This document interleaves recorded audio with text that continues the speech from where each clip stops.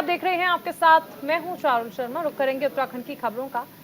सबसे पहले आपको बता दें कि बीजेपी की ओर से एक शोक सभा का आयोजन किया गया है। बीजेपी प्रदेश मुख्यालय पर शोक सभा का आयोजन किया गया है। कैबिनेट मंत्री चंदन रामदास को श्रद्धांजलि दी जाएगी।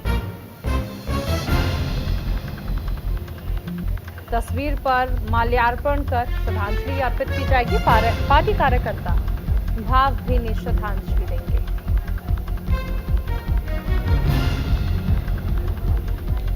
कैबिनेट मंत्री चंदन रामदास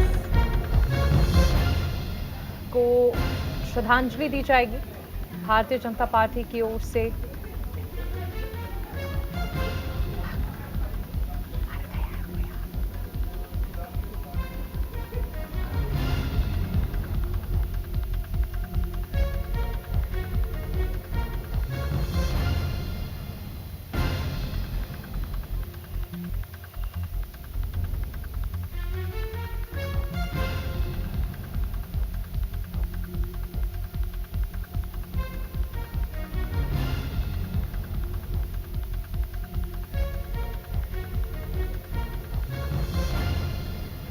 तो पार्टी कार्यकर्ता आज भावभीनी श्रद्धांजलि देंगे। तस्वीर पर माल्यार्पण कर श्रद्धांजलि दी जाएगी। हमारे साथ सहयोगी हितेश त्यागी जुड़ गए हैं। हितेश, आज पार्टी मुख्यालय पर श्रद्धांजलि का कार्यक्रम रखा गया है और सभी पार्टी कार्यकर्ता श्रद्धांजलि देंगे कैबिनेट मंत्री।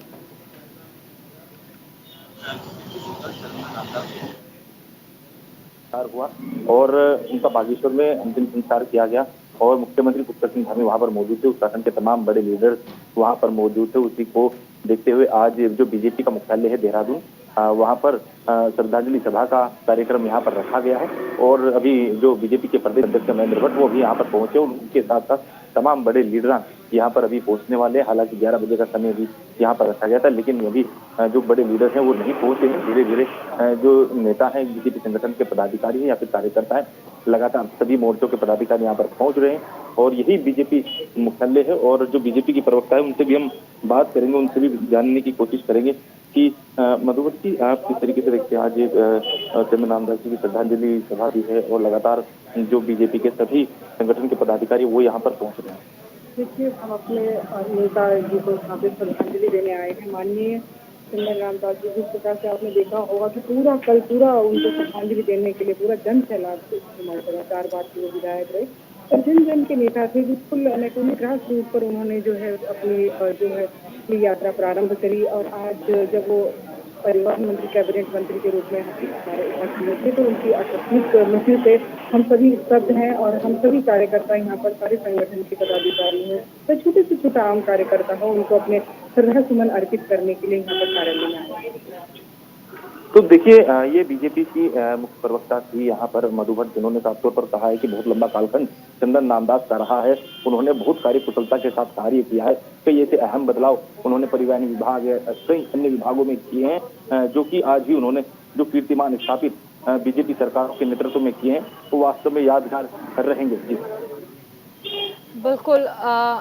आगे के लिए देखिए, कैबिनेट मंत्री चंदन रामदास, उनका निधन हो चुका है, उनकी कमी नहीं पूरी हो सकती है, लेकिन पार्टी इस पद पर आगे कैसे पठासीन करेगी, इसको लेकर क्या चल रहा है? उनका विभाग जो वो संभाल रहे थे। देखिए, एक नहीं, परिवहन समेत कई ऐसे विभाग उनके पास थे। बहुत बड़े महत्वपूर्ण विभाग चंदन रामदास देखते थे और उनकी कार्यकुशलता का लोहा पार्टी भी मानती थी। और यही वजह है कि अब उनके बाद में उस विभाग को, उनको विभागों का जो बंटवारा होगा वो अभी अंदाजा यही लगाया जा रहा है, क्योंकि सूत्रों की माने तो जो ये जितने भी विभाग है यहाँ भी मुख्यमंत्री पुष्कर सिंह धामी के पास ही रहेंगे, वही इन विभागों को देखेंगे। लिहाजा इसके, क्योंकि उपचुनाव अभी होना है, जिस सीट से चंदन रामदास जीते थे बागेश्वर से, तो अब वहां पर उपचुनाव होगा। उपचुनाव के बाद में ही जो विभागों का बंटवारा होगा। जी बिल्कुल, आप बने रहिए हितेश, आगे आपसे जानकारी ली जाएगी। उधर रुड़की में प्रदूषण नियंत्रण बोर्ड की छापेमारी लगातार जारी है। कई गोदाम में प्रतिबंधित पॉलिथीन भी मिले हैं। बड़ी खबर, टीम ने कई गोदामों को सील कर दिया है। बड़ी खबर आपको बताई जा रही है, रुड़की में प्रदूषण नियंत्रण बोर्ड ने छापेमारी की है और कई गोदामों में प्रतिबंधित पॉलिथीन भी बरामद हुए हैं। टीम ने कई गोदाम को सील कर दिया है। पीसीबी की कार्रवाई से दुकानदारों में हड़कंप मच गया है। सिंगल यूज बैग इस्तेमाल ना करने की हिदायत दी गई है।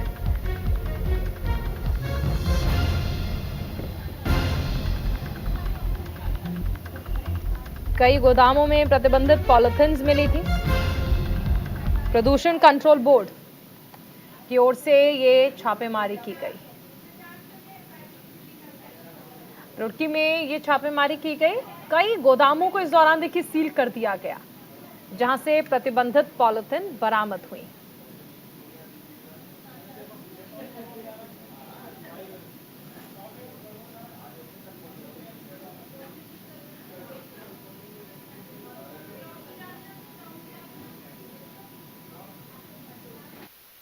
सर ये टीम केंद्रीय प्रदूषण नियंत्रण बोर्ड से है और हमें हेड ऑफिस से हमारे इंस्पेक्शन मिला है, लखनऊ रीजनल ऑफिस से मिला है। एक ज्वाइंट इंस्पेक्शन है स्टेट पोल्यूशन कंट्रोल बोर्ड नगर निगम के साथ, जो एसयूपी बैन आइटम है तो उन पे कार्रवाई करने का। आज सर 5-7 टन करीब पकड़ा गया है। एक बड़ी खबर आपको बता दें, हरिद्वार में प्राइवेट कंपनियों की मनमानी लगातार चल रही है। सैकड़ों कर्मचारियों को ग्रीन बेल्ट को पार्किंग बनाया गया है। अवैध पार्किंग पर प्रशासन लगातार कर रही है कार्रवाई। सैकड़ों कंपनियों ने दरअसल ग्रीन बेल्ट पर पार्किंग बनाई हुई है। अवैध पार्किंग बनाने वालों में कई बड़े उद्योगपति भी शामिल हैं।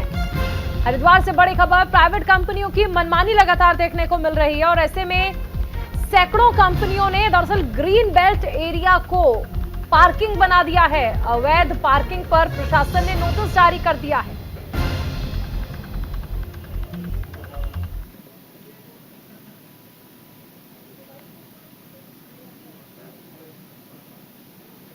तस्वीरें आप देख सकते हैं कि किस तरह से ग्रीन बेल्ट एरिया, जिसे पार्किंग जोन बना दिया गया है। बड़े बड़े उद्योगपति इसमें शामिल हैं। सहयोगी संजय पुंडीर हमारे साथ जुड़ गए हैं। संजय, प्राइवेट कंपनियों की मनमानी का आलम बदस्तूर जारी है। माध्यम से बार बार खबर भी दिखा रहे हैं। हालांकि हमारी खबर चलने के बाद प्रशासन ने इन कंपनियों को नोटिस भी दिया था, लेकिन जो प्राइवेट कंपनियों की मनमानी है वो लगातार बरकरार है। इस वक्त हम कंपनी के बाहर मौजूद है और यहाँ पर देख सकते हैं कि किस तरह से सिडकुल कंपनियों के बाहर ग्रीन बेल्ट में यहाँ पार्किंग बनाई है। यानी जहां तक नजर जाएगी वहां तक पार्किंग ही नजर जाएगी।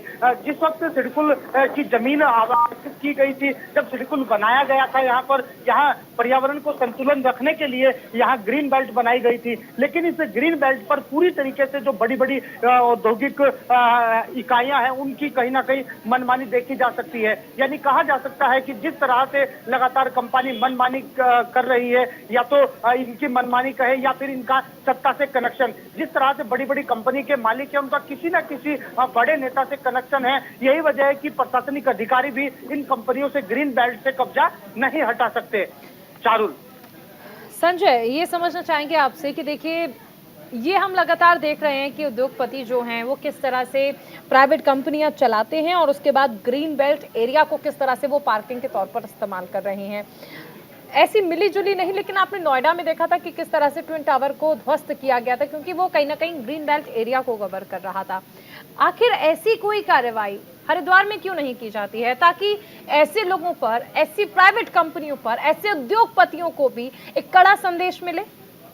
देखिए चारुल, लगातार ही जब हम खबर दिखाते हैं तो उसके कई दिनों तक कार्रवाई चलती है। कई दिनों तक कहा जाता है, अधिकारियों के द्वारा कहा जाता है कि यहाँ से जो ग्रीन बेल्ट है इससे कब्जा जल्दी हटवा दिया जाएगा। लेकिन जैसे जैसे समय बीतता जाता है वैसे वैसे जो अधिकारी होते हैं, सिडकुल के प्रशासनिक अधिकारी होते हैं, वो कहीं ना कहीं भूल जाते हैं या उनके बस की बात नहीं है। क्योंकि हम देखते हैं जो बड़े बड़े उद्योगपति है वो भी इनमें शामिल है। हम देखते हैं लगातार ही देखा जा सकता है कि जब यहाँ पर सिडकुल की भूमि आरक्षित की गई थी, उस वक्त यहाँ पर कहा गया था कि जो पर्यावरण संतुलन रहे उसके बाहर, यानी कंपनियों के बाहर ग्रीन बेल्ट बनाई जाए। लेकिन जहां तक हम देखते हैं सिडकुल में एक नहीं, दो नहीं, बल्कि सैकड़ों ऐसी कंपनियां हैं जो अपनी मनमानी के चलते ग्रीन बेल्ट पर कब्जा किया हुआ है।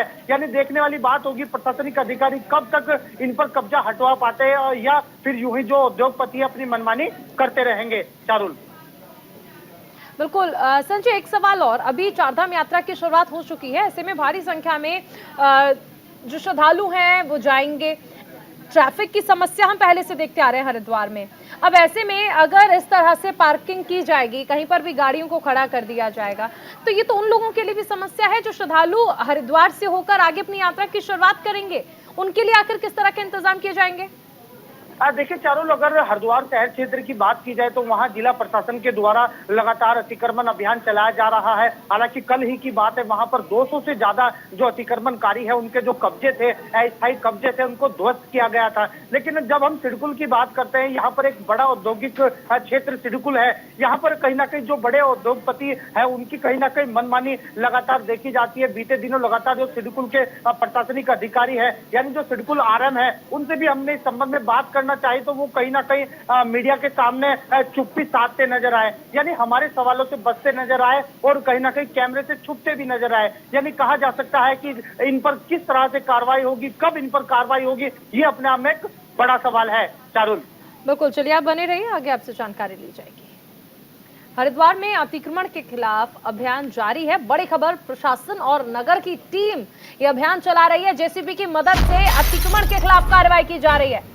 हरिद्वार में अतिक्रमण के खिलाफ लगातार अभियान जारी है। प्रशासन और नगर निगम की टीम अभियान चला रही है। जेसीबी की मदद से अतिक्रमण के खिलाफ कार्रवाई की जा रही है। 100 से ज्यादा स्थायी कब्जों को हटाया गया है।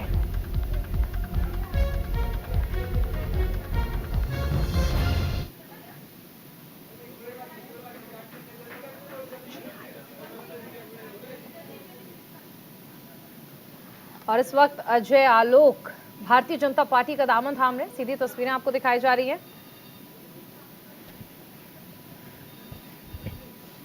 आदरणीय अश्विनी वैष्णव जी से आग्रह है कि इस अवसर पर मीडिया के साथियों को संबोधित करें। आप सबने टीवी चैनल्स पे आलोक जी को एक प्रखर चिंतक के रूप में देखा है। बहुत ही शार्प एनालिसिस होता है इनका, लंबी राजनीतिक पारी है, बहुत लंबे समय से एक एक्टिव पॉलिटिक्स में रहे, 2005 से लेकर आज तक बहुत अच्छा कंट्रीब्यूशन इनका रहा है समाज में, चिंतन में, विकास की जो थॉट प्रोसेस है उसमें। तो आज अजय आलोक जी का बहुत हम स्वागत करते हैं। भारतीय जनता पार्टी में हमेशा जो हमारी विचारधारा के साथ जुड़ के काम करना चाहे, जो राष्ट्र के प्रति समर्पित हो, जो राष्ट्र प्रथम सदैव प्रथम की भावना को ही अपनी भावना माने, जो गरीबों के लिए अपने जीवन को सर्वस्व करने के लिए तैयार रहे और जो विकास को अपनी ज़िंदगी की यात्रा माने, ऐसे सभी साथियों का हमेशा स्वागत रहता है। साथियों, अजय जी डॉक्टर हैं, क्वालिफाइड डॉक्टर हैं। बहुत अच्छा है कि एक प्रोफेशनल हमारे साथ जुड़ रहे हैं। जिस तरह की आज की जनरेशन को एस्पिरेशन रहती है, आज के हमारे जनसंख्या, हमारे नागरिकों की जो एस्पिरेशन रहती है, उन एस्पिरेशंस को, उन आकांक्षाओं को पूरा करने का काम जो प्रधानमंत्री श्री नरेंद्र।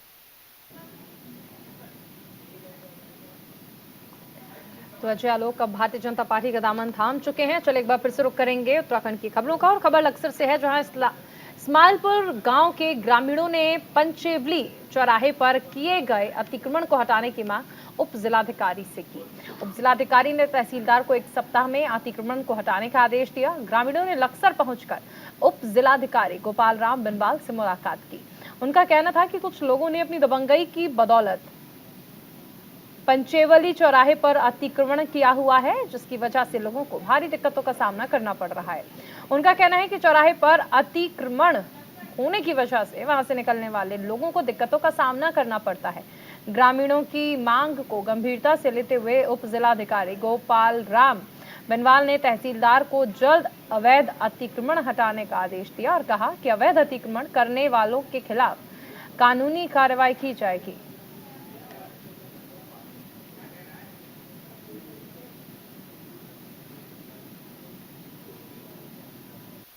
इस्माइलपुर में एक सरकारी भूमि पर अवैध अतिक्रमण चिन्हित किया गया था। उसको हटाने के लिए एक बार राष्ट्र की टीम 2 दिन पहले गई थी।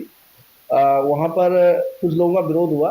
विरोध के बाद पुनः पैमाइश की लोगों के द्वारा मांग की गई है उसकी एक बार पुनः विधिवत पैमाइश की जाएगी और उसके बाद जो भी अवैध अतिक्रमण उसमें पाया जाएगा उसको बलपूर्वक हटाया जाएगा। ये अभी कुछ दिन पहले से प्रकरण चल रहा है, लगभग 15-20 दिन से, क्योंकि एक लोगों की शिकायत आई थी, उसको जांच की, लेखपाल की जांच रिपोर्ट पे ये अतिक्रमण पाया गया था।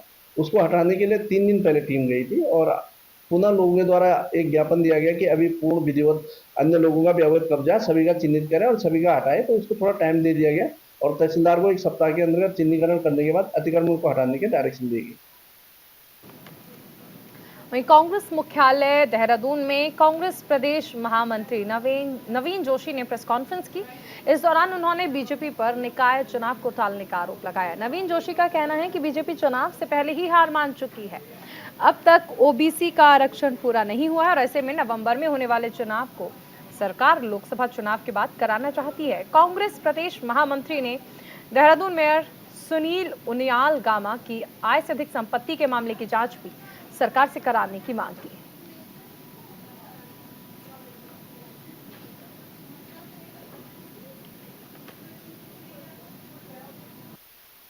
ओबीसी का आरक्षण तय नहीं हुआ, इसलिए चुनाव आगे जाने निश्चित है, 5-6 महीने आगे जाने। जो नवंबर में चुनाव होने हैं, भारतीय जनता पार्टी तो पहले ही हार मान चुकी है, क्योंकि जो चुनाव अक्टूबर नवंबर में होने हैं उसको ये लोकसभा चुनाव के बाद लेके जाना चाहती है। और भारतीय जनता पार्टी का संगठन किस प्रकार से मजबूत है ये पूरे प्रदेश की और देश की जनता ने देखा। जो देहरादून के मेयर को यहाँ की जनता ने चुनकर भेजा, उनकी आय से अधिक 10 गुना ज्यादा संपत्ति उनकी बढ़ गई है। किस प्रकार से इसका संगठन मजबूत हो रहा है ये प्रदेश की जनता जानती है। जिस पैसों से प्रदेश का और राजधानी का विकास होना चाहिए था, उस पैसे को यहाँ के मेयर अपने घरों में भर रहे हैं, अपनी संपत्ति बढ़ाने का काम कर रहे हैं और भारतीय जनता पार्टी इसमें पीठ थपथपा रही है। उत्तराखंड देश भर में अपनी एक धार्मिक और सांस्कृतिक पहचान रखता है और यहाँ हर हिस्से में अपनी अलग अलग संस्कृति देखने को मिलती है। इन्हीं में से एक है रामायण उत्सव। जनपद चमोली के विकासखंड जोशी मठ में हर साल रामायण उत्सव का आयोजन किया जाता है। इसमें रामायण से संबंधित विभिन्न विधाओं की ढोल दमाऊ की 18 ताल से प्रस्तुति की जाती है, जिसे मुखौटा नृत्य भी कहा जाता है। ये रामायण उत्सव बहुत ही आकर्षक होता है। सीएम पुष्कर सिंह धामी को भी इस मेले में शिरकत करना था, लेकिन आखिरी वक्त पर सीएम धामी का कार्यक्रम रद्द हो गया। बता दें कि बृहस्पतिवार को भूम्याल मंदिर प्रांगण में पूजा अर्चना के बीच रामायण मेले की शुरुआत की गई।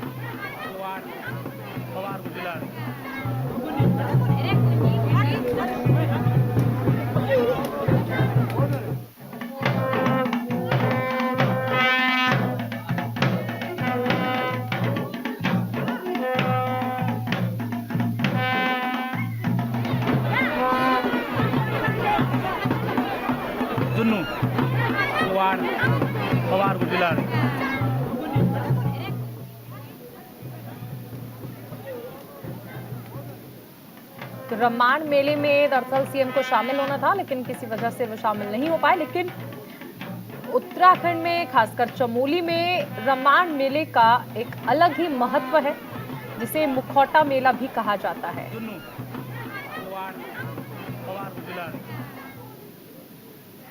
उधर लक्सर में खाद न मिलने से किसान नाराज नजर आए। किसानों ने लक्सर सहकारी समिति के खाद गोदाम के बाहर हंगामा किया। किसानों का कहना है कि उनकी गेहूं की फसल को भारी नुकसान हुआ है। गन्ना मूल्य के भुगतान में भी दिक्कतें हो रही हैं। किसानों को अगली गन्ने की फसल के लिए खाद की जरूरत पड़ रही है, लेकिन विभाग उन्हें खाद उपलब्ध नहीं करा रहा। ऐसे में किसानों का कहना है कि समिति के कर्मचारी उन्हें हंगामा करने को मजबूर कर रहे हैं। पिछले 15 दिनों से गन्ना समिति के अधिकारी प्रयास में लगे हुए हैं, लेकिन उन्हें खाद मुहैया नहीं कराई जा रही।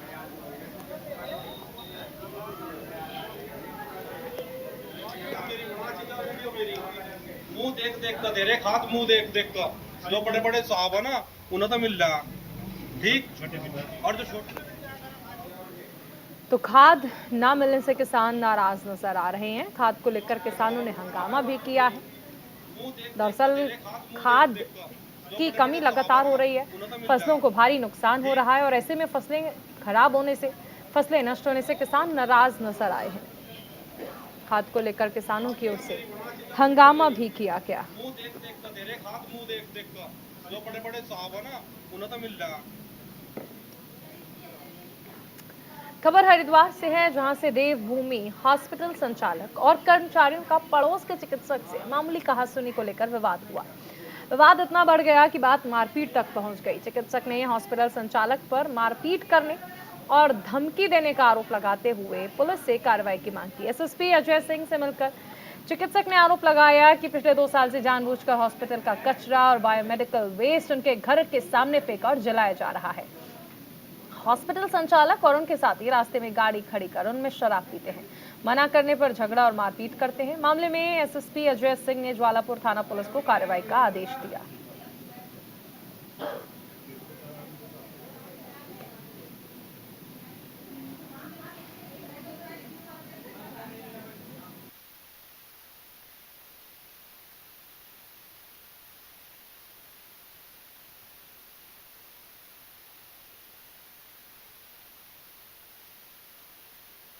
ग्यारह अप्रैल देर रात्रि गार्ड वहाँ गली में पेशाब कर रहा था, तो उसको जब बच्चे ने रोका तो ऊपर से सुशील शर्मा लड़के को आ गया और उसके बाद बहस बसाई हुई। फिर वापस आ गए। इतने में 15-20 मिनट के बाद सचिन बेनीवाल कुछ लोगों के साथ हमारे घर में आया। डॉक्टर भी साथ है, फुटेज है जिसकी। उन्होंने आके हमारे साथ मार पिटाई कर, और जो फुटेज है ओरिजिनल उसको एडिट किया गया, जिसमें दिखाया गया कि हमने मारा, जबकि ओरिजिनली फुटेज देखने पर जो वीडियो वायरल हुआ है उसमें देखें, उसमें हमारे 2 आदमियों की। ये ज्वालापुर के निवासी अभी इन्होंने कोई झगड़े की बात बताई थी जो उनके मोहल्ले में था, तो इस संबंध में जो है जांच मैंने क्षेत्राधिकारी ज्वालापुर को दे दी है, जो आज इसमें निर्णय करके और इसमें आवश्यक कार्रवाई के लिए भी बता दिया गया है। इस तरह से कोई, क्योंकि ये लोकल ही मामला है और छोटी मोटी बातों को लेकर ये झगड़ा हुआ था, तो ऐसा कोई इसमें जान को खतरे वाली बात नहीं लगी प्रथम दृष्टया, और एक मामूली छोटी छोटी बातें जो होती हैं उस पर ही झगड़ा हुआ है। लेकिन फिर भी इसमें कार्रवाई किया जाना आवश्यक है, इसके लिए क्षेत्राधिकारी को बता दिया गया है। यही मांग करते हैं कि कानून के हिसाब से उचित कार्रवाई की जाए और हमारे को इंसाफ दिलाया जाए और हमें सुरक्षा मुहैया कराई जाए। 10 से 15 लोग जो कि जिनका हमारा कोई लेना देना नहीं, पॉलिटिकल पार्टी से संबंध रखते हैं, और आके सचिन बेनीवाल और सामने सुशील शर्मा जी जो देवभूमि हॉस्पिटल में पार्टनर हैं, इनके साथ आके हमें मारा पीटा। खबर लक्सर से है, जहां खानपुर ब्लॉक मुख्यालय पर दिव्यांगों के लिए समाज कल्याण विभाग की तरफ से शिविर लगाया गया। शिविर में खानपुर के विधायक और पूर्व विधायक के समर्थक आपस में भिड़ गए। पूर्व विधायक और उनकी पत्नी की मौजूदगी में दोनों के बीच खूब मारपीट हुई। पुलिस मौके पर पहुंची तो मामला शांत हुआ। वर्तमान विधायक पक्ष ने थाने में इसका मुकदमा दर्ज कराया। डीएम के आदेश पर समाज कल्याण विभाग ने दिव्यांगों के लिए शिविर लगाया था। खानपुर विधायक उमेश कुमार और पूर्व विधायक के कई समर्थक शिविर में आए थे और इसी दौरान 2 पक्षों के लोगों में आपस में मारपीट हो गई।